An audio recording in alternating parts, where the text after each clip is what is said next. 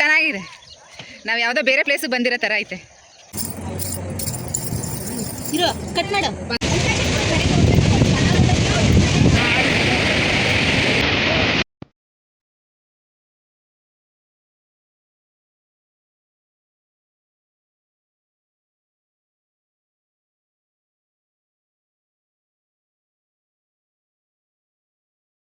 ಜಗವೇ ನೀನು ಗೆಳತಿಯೇ. ಎಲ್ರಿಗೂ ನಮಸ್ಕಾರ. ಗೆಳತಿ ದಿನಚರಿಗೆ ನಿಮ್ಮೆಲ್ರಿಗೂ ಸ್ವಾಗತ. ಫ್ಯಾಮಿಲಿ ಸಮೇತ ಇವತ್ತು ಈ ದೇವಸ್ಥಾನಕ್ಕೆ ಬಂದಿದ್ದೀವಿ. ಒಂದು ವರ್ಷದಲ್ಲಿ 2-3 ಸಲ ಇಲ್ಲಿಗೆ ಬರ್ತಾನೆ ಇರ್ತೀವಿ. ಕಾರಣ ಮನೇಲಿ ಏನಾದರೂ ಒಂದು ಹೊಸ ಶುಭ ಕಾರ್ಯಗಳನ್ನ ಮಾಡಬೇಕು ಅಂತಂದರೆ ಅದಕ್ಕಿಂತ ಮೊದಲು ಇಲ್ಲಿ ಬಂದು ಈ ದೇವಿಗೆ ವಿಚಾರಣ ತಿಳಿಸಿ ಅಪ್ಪಣೆ ಪಡ್ಕೊಂಡು ಎಲ್ಲ ಕೆಲಸ ನಿರ್ವಿಘ್ನವಾಗಿ ಮಾಡಿಕೊಡು ಅಂತ ಕೇಳ್ಕೊಳ್ತೀವಿ.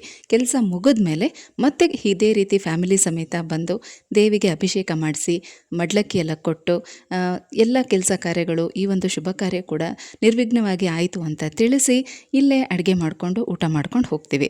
ಇಲ್ಲಿ ಇನ್ನೂ ಕೂಡ ಬಲಿ ಪದ್ಧತಿ ನಡೀತಾ ಇದೆ. ಅಂದರೆ ನಾನ್ ವೆಜ್ ಅಡುಗೆನೇ ಇಲ್ಲಿ ಹೆಚ್ಚಾಗಿ ಮಾಡುವಂಥದ್ದು. ಯಾವ ದೇವಸ್ಥಾನ ಅಂತ ಯೋಚನೆ ಮಾಡ್ತಾ ಇದ್ದೀರಾ? ಶಿಂಷಾ ಮಾರಮ್ಮ ದೇವಿ ದೇವಸ್ಥಾನ, ಶಿವನ ಸಮುದ್ರ ಮಾರಮ್ಮ ದೇವಿ ದೇವಸ್ಥಾನ. ಇಲ್ಲಿ ಕಾವೇರಿ ನದಿ ಹರಿಯುತ್ತೆ. ಮಂಡ್ಯ ಜಿಲ್ಲೆ ಮಳವಳ್ಳಿ ತಾಲೂಕು ಸತ್ತೇಗಾಲ, ಇಲ್ಲಿ ಪಕ್ಕದಲ್ಲೇ ಇರೋವಂಥ ಶಿಂಷಾ ಮಾರಮ್ಮ ದೇವಸ್ಥಾನ. ನೀವು ಯಾವುದೇ ಊರಿಂದ ಬಂದರೂ ಕೊಳ್ಳೇಗಾಲ ಅಥವಾ ಮಳವಳ್ಳಿಗೆ ಬಂದು ಅಲ್ಲಿಂದ ಸತ್ತೇಗಾಲಕ್ಕೆ ಬಂದರೆ ಅಲ್ಲಿಂದ ಆಟೋದಲ್ಲಿ ಬರಬಹುದು. ಅಂದರೆ 20 ರೂಪಾಯಿ ಕೊಟ್ಟರೆ ಆಟೋದಲ್ಲಿ ದೇವಸ್ಥಾನಕ್ಕೆ ಕರ್ಕೊಂಡು ಬಂದುಬಿಡ್ತಾರೆ. ಒಂದು ವೆಹಿಕಲಲ್ಲಿ ಬಂದ್ರಂತೂ ಒನ್ ಡೇ ಟ್ರಿಪ್ ಅಂತ ಇಲ್ಲಿ ಸುತ್ತಮುತ್ತ ತುಂಬ ಒಳ್ಳೊಳ್ಳೆ ಪ್ಲೇಸಸ್ ಇದೆ.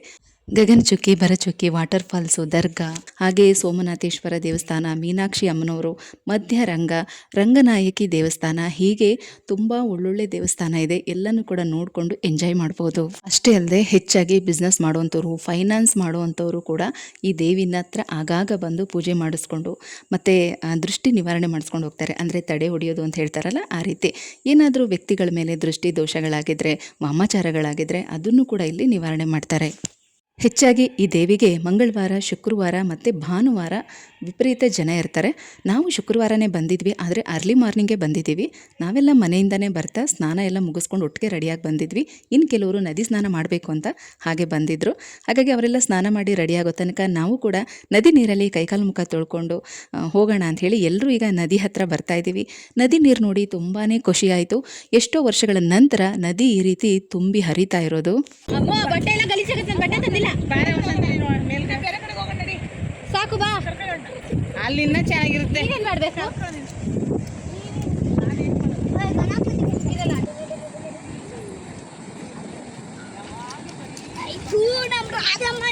ಕುಮಾರ ಬರ್ರಿ, ನಮ್ಗೆ ಹೋದ್ರೆ ಅವ್ರು ಬರ್ತಾರ, ಇಲ್ಲಾಂದ್ರೆ ಅವರು ಜಗ್ಗದಿಲ್ಲ. ಅವರು ನಮ್ಮ ಅತ್ತೆ ಎಲ್ರಿಗೂ ಬೈತಾ ಇದ್ದಾರೆ. ನೀರು ನೋಡಿದ ತಕ್ಷಣ ಹೋಗಿ ನಿಂತ್ಬಿಟ್ರಲ್ಲ, ಬನ್ನಿ ಬನ್ನಿ ದೇವಸ್ಥಾನದ ಪೂಜೆಗೆ ಹೊತ್ತಾಗುತ್ತೆ ಅಂತ ಕರೀತಾ ಇದ್ದಾರೆ. ಆದರೆ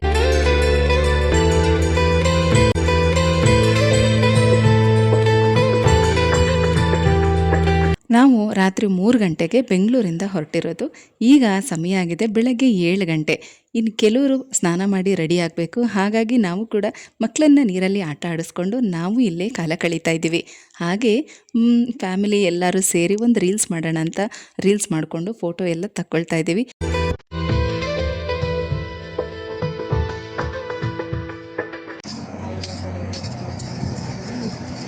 ಕಟ್ ಮಾಡು.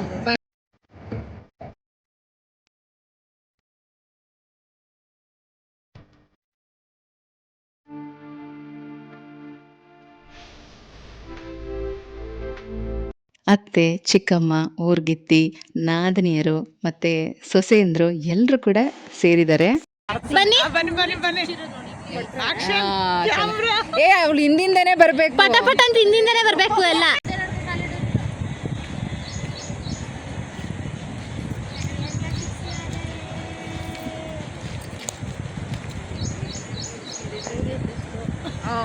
ಇಷ್ಟು ಗ್ಯಾಪ್ ಬಿಡಂಗಿಲ್ಲ, ಹೊಟ್ಟೆ ಎಲ್ಲ ಮುಚ್ಕೋಬೇಕು.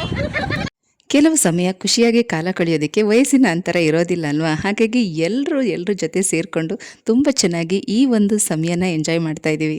ನೋಡಿ, ಈ ರೀತಿ ನದಿ ತೀರದಲ್ಲೇ ಕೆಲವರು ಅಡುಗೆ ಮಾಡಿಕೊಂಡು ಊಟ ಮಾಡ್ಕೊಂಡು ಹೋಗ್ತಾರೆ. ಇನ್ನು ಈ ಕಡೆ ರೂಮ್ಗಳು ಕೂಡ ಸಿಗುತ್ತೆ, ದೊಡ್ಡ ದೊಡ್ಡ ಚೌಟ್ರಿಗಳು ಕೂಡ ಸಿಗುತ್ತೆ.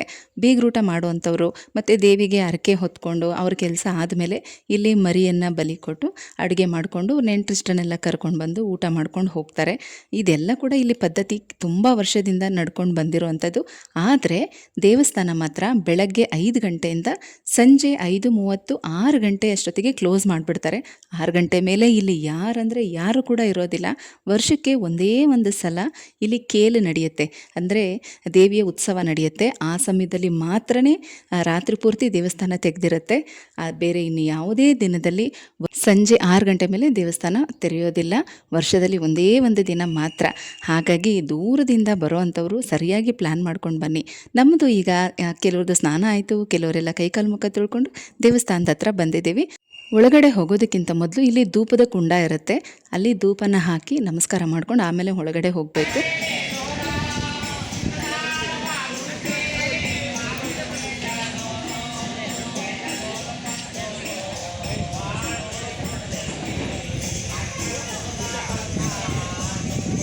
ದೇವಿ ದರ್ಶನ ಅಂತೂ ತುಂಬ ಚೆನ್ನಾಗಾಯಿತು. ಇನ್ನೂ ಕೂಡ ಬೆಳಗ್ಗೆ 8 ಗಂಟೆ ಆಗಿದೆ ಸಮಯ ಅಷ್ಟೇ. ಜನ ಯಾರೂ ಅಷ್ಟೊಂದು ಜನ ಇರಲಿಲ್ಲ. ಹಾಗಾಗಿ ತುಂಬ ಚೆನ್ನಾಗಿ ದೇವಿ ದರ್ಶನ ಆಯಿತು. ನಾನು ದರ್ಶನ ಮಾಡಿಕೊಂಡು ಅಲ್ಲೇ ಕೂತ್ಕೊಂಡು ಲಲಿತಾ ಸಹಸ್ರನಾಮ ಕೂಡ ಪಾರಾಯಣ ಮಾಡಿದೆ.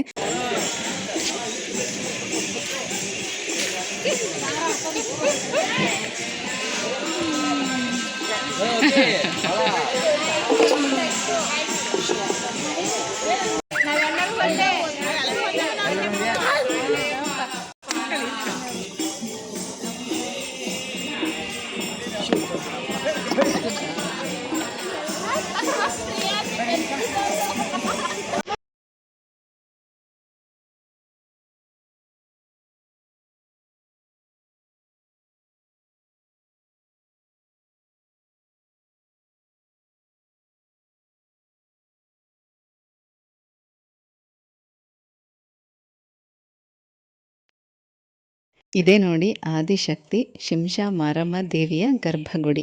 ಇಲ್ಲಿಂದ ಒಳಗಡೆಗೆ ವಿಡಿಯೋ ಮಾಡೋದಕ್ಕೆ ಅವಕಾಶ ಕೊಡೋದಿಲ್ಲ. ದೇವಿ ಮಾತ್ರ ತುಂಬಾ ಸುಂದರವಾಗಿದೆ. ಮೂರ್ತಿ ಸ್ವಲ್ಪ ಚಿಕ್ಕದೇನೆ. ಇವತ್ತು ದೇವಿಗೆ ಬೆಳ್ಳಿ ಕವಚವನ್ನು ಧಾರಣೆ ಮಾಡಿದರು. ನೋಡೋದಕ್ಕಂತೂ ತುಂಬ ಸುಂದರವಾಗಿ ಕಾಣಿಸ್ತಾ ಇದ್ರು. 2 ಸಲ ಹೋಗಿ ದರ್ಶನ ಮಾಡ್ಕೊಂಡು ಬಂದೆ.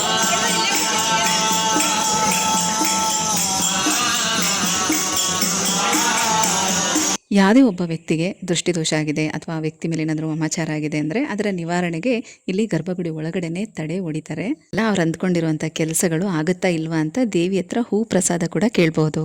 ತಂಬಿಟ್ಟನ ಆರತಿ ಎಲ್ಲನೂ ಕೂಡ ಮಾಡಿಸಿ ಮತ್ತು ನಾವು ಇಲ್ಲಿ ರೂಮ್ ಮಾಡ್ಕೊಂಡಿದ್ವಿ.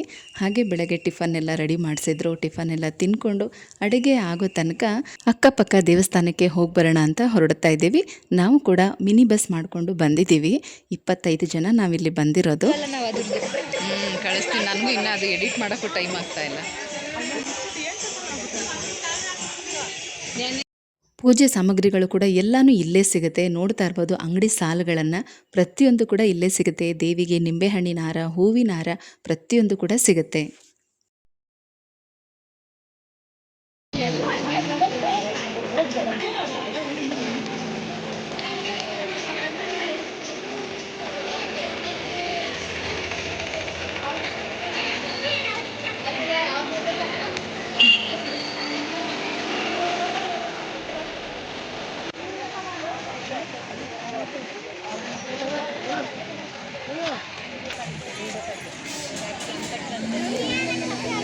ಇದು ಬಿಲ್ವಪತ್ರೆ ಮರ ಎಷ್ಟು ದೊಡ್ಡದಾಗಿದೆ. ನಾನು ಅದಕ್ಕೆ ನೋಡ್ತಾ ಇದ್ದೀನಿ. ತುಂಬ ಕಾಯಿ ಕೂಡ ಬಿಟ್ಟಿತ್ತು. ಎಲ್ರದ್ದು ದೇವಿ ದರ್ಶನ ಎಲ್ಲ ಆಯಿತು. ಇನ್ನೂ ಒಂದಿಬ್ಬರು ಬರಬೇಕಿತ್ತು, ಅದಕ್ಕೆ ಕಾಯ್ಕೊಂಡು ಕೂತಿದ್ದೀವಿ. ಒಟ್ಟಿಗೆ ಈಗ ಚೌಟ್ರಿ ಹತ್ರ ಹೋಗಿ ಅಲ್ಲಿ ಟಿಫನ್ ಮಾಡಿಕೊಂಡು ಗಗನಚುಕ್ಕಿ, ಭರಚುಕ್ಕಿ, ದರ್ಗಾ ಮತ್ತು ಇಲ್ಲಿರುವಂಥ ದೇವಸ್ಥಾನಗಳಿಗೆಲ್ಲ ಹೋಗಬೇಕು.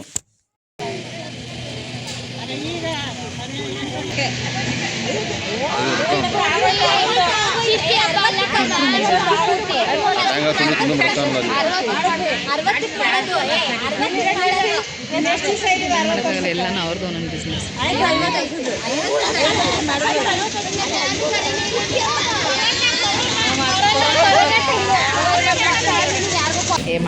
ಸ್ವಲ್ಪ ಆ ಕಡೆ ದೂರ ದೂರ ಎಲ್ಲ ಹೋಗ್ಬಿಟ್ಟು ಮಾಡೋರು ಮಾಡ್ತಾರೆ.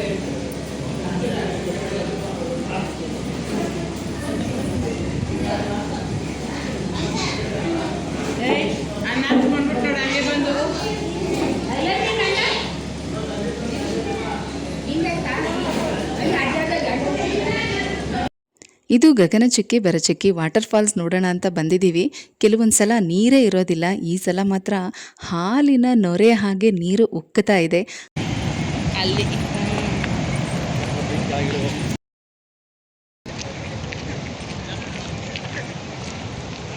ಇಲ್ಲಿಂದ ನೋಡಿದ್ರೆ ಅದು ಕಾಣಲ್ಲ, ಕಾಣಿಸುತ್ತಾ? ಏನು ಕಾಣುತ್ತೆ, ಅದು ನಮಗೆ ಅಲ್ಲಿ ಸೈಡಿಂದ ಕಾಣಿಸಿದ್ದು. ಇಲ್ಲಿ ಎದುರುಗಡೆ ನೋಡಿ, ಎದುರುಗಡೆವಾ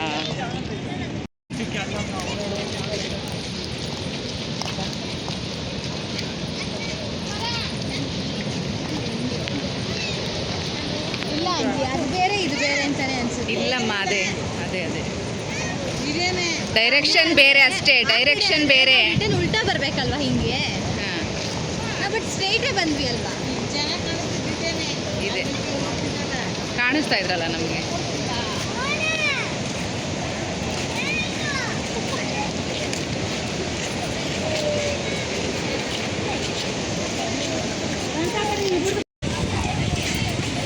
ಆ ಕಡೆ ಹೋಗ್ತೀವಿ ಅಷ್ಟೇ.